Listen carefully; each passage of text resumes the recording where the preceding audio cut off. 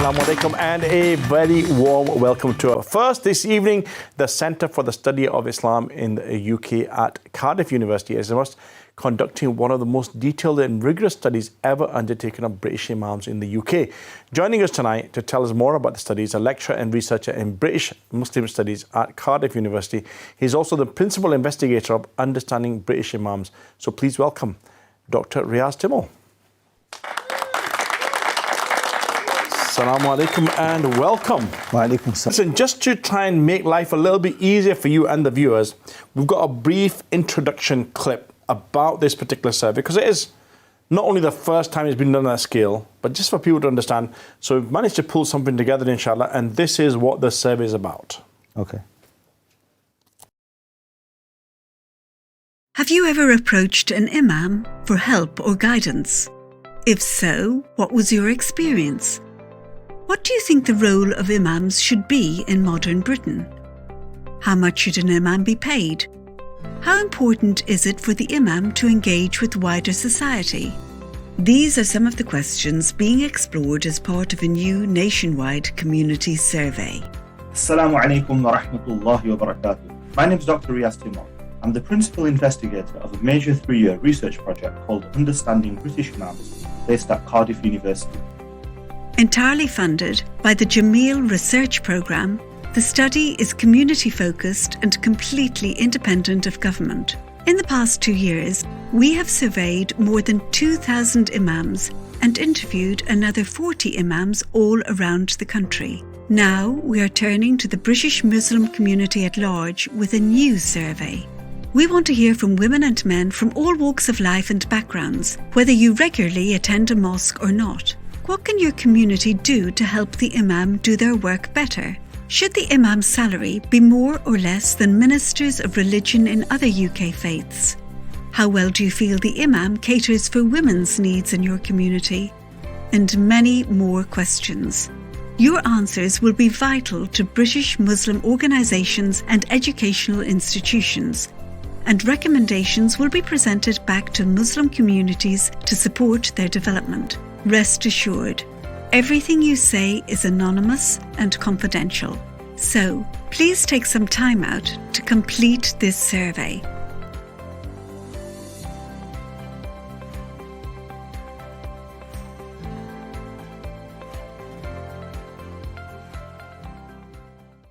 Phenomenal. I love it. A modern approach to an age-old problem.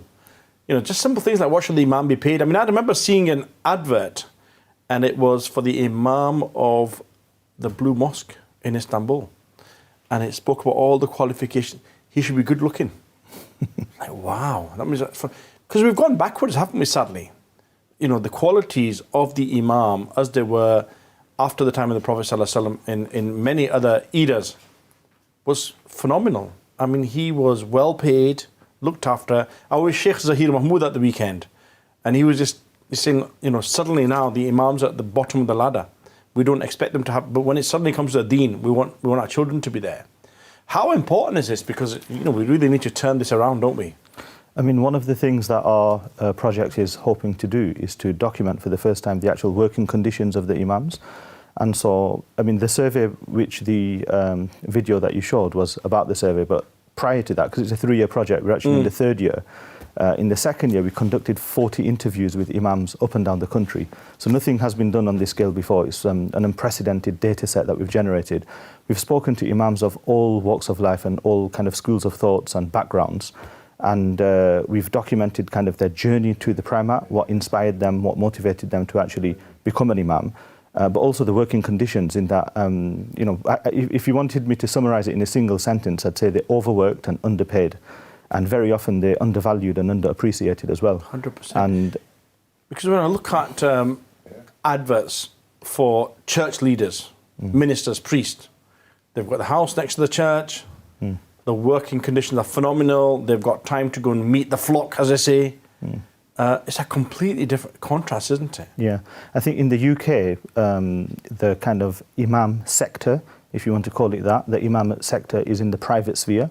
So we don't have any state support. For example, in Turkey, you've got the Diyanet system. In Muslim majority countries, there is state support for the imam role. In the UK, it's down to the individual communities to fund the role, and because of that, it's effectively an unregulated sector. So it's down to the individual mosque management committee and the imam to draw up their own contract and set of working conditions. That's why they can differ hugely from community to community. We could make this could become quite controversial when we start to talk about the committee, because the committee has a lot to do with how the imam is looked after as well. Yeah, I mean, it's not just the congregation, of because course. sometimes they don't even know what's going on. Yep. What kind of trends are you finding? I mean, you're obviously, you've spoken to imams, you've collected data from there, and now obviously the public are getting involved as well. What's coming through? What are the trends? I mean, I know you said they're overworked, underpaid, and there's such a diverse range of how imams are being looked after. Yeah, I mean, the number one thing that imams have told us that they do, so the actual amount of time they spend on the prayer mat leading prayers is actually a fraction of their role. The majority of their time is actually spent in engaging with community issues. And top of that list is marital disputes. So that's a really strong trend that we found in all of the interviews. When there's husband and wife issues or conflicts or dispute, the imam often tends to be the first port of call that people go to. So a huge amount of time imams are spending, which is not in their contract, by the way. And often they get calls at 2 in the morning or 4 in the morning, or they have to intervene in highly sensitive, emotionally charged situations, and they're expected to drop everything and go. So one of the questions we ask in this survey is, should the imam have fixed hours, or should the imam be on call to serve the needs of the community 24/7? And I think one of the things that we're finding with the survey is we often expect the imams to be superhumans. In other words, to fulfill all of these different roles as marital counsellor, bereavement counsellor, end-of-life care, youth engagement officer, as well as leading the prayers and teaching the children and delivering lectures. Everything you're mentioning, each one of these roles has a very specialised training, skills, background.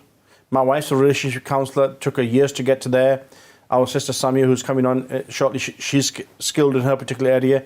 You're expecting one individual to do 20 jobs that each require specialised training I mean, in its own right. Yeah, that's a very good point. So I think one of the outcomes from this project potentially is to map the constituent components of what's involved in the role of an imam, and then to separate them out. It's not fair to dump everything on the shoulders of one individual, but the masjid very often is able to invest in buildings and chandeliers and carpets, but we should not people. Equally invest in roles in the community. So youth engagement officers, mental health and counselling, all of these things are definitely important and should be invested in separate to the imam. Perhaps the imam could supervise a team of people. Do you think this is also going to force us to think about the role of our mosques? Because most people think it's just a place of worship. There's a lot more to it. I mean, if we go back to the time of the Prophet ﷺ, it was the community centre. Yeah. And the mosque, if you're mentioning some of the challenges the mosque, the imam faces and what they deal with, it's a community centre. I think what we're witnessing is the evolution of the British Muslim identity over generations. So in the 50s and 60s, the mosques were often established as institutions to preserve the deen for the first generation that came here from South Asia predominantly. Sure. Now that we've got the second and third and fourth generations, our situation and our challenges are different. So the mosque has to become an outward-facing institution that interacts with the wider community.